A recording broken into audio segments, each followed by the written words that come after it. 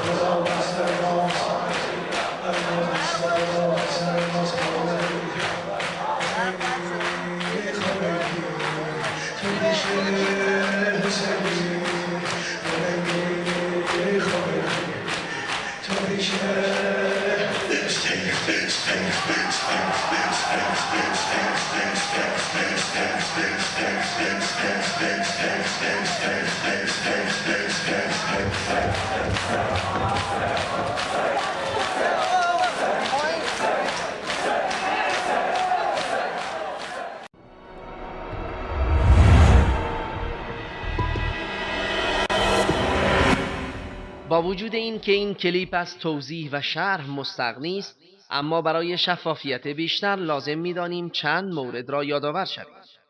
چگونه لعن و توهین علنی به 3 خلیفه اول بیش از 1.5 میلیارد مسلمان جهان در کشوری صورت می‌گیرد که منادی وحدت اسلامی است. مدح و ثنای خامنه‌ای و خمینی پس از لعن بزرگان اسلام بر چه چیزی دلالت دارد؟ آیا به سر و صورت کوبیدن را هیچ انسان سالمی تایید می کند، چه برسد به شرع مقدس اسلام که نشأت گرفته از وحی الهی است؟ والسابقون الأولون من المهاجرين والأنصار والذين اتبعوهم بإحسان رضي الله عنهم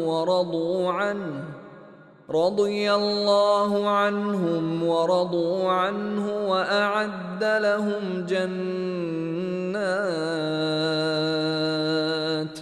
وأعد لهم جنات تجري تحتها الأنهار خالدين فيها أبدا ذلك الفوز العظيم.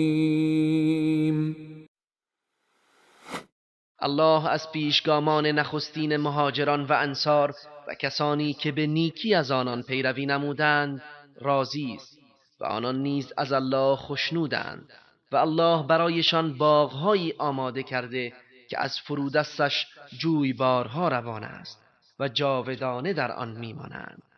این است رستگاری بزرگ.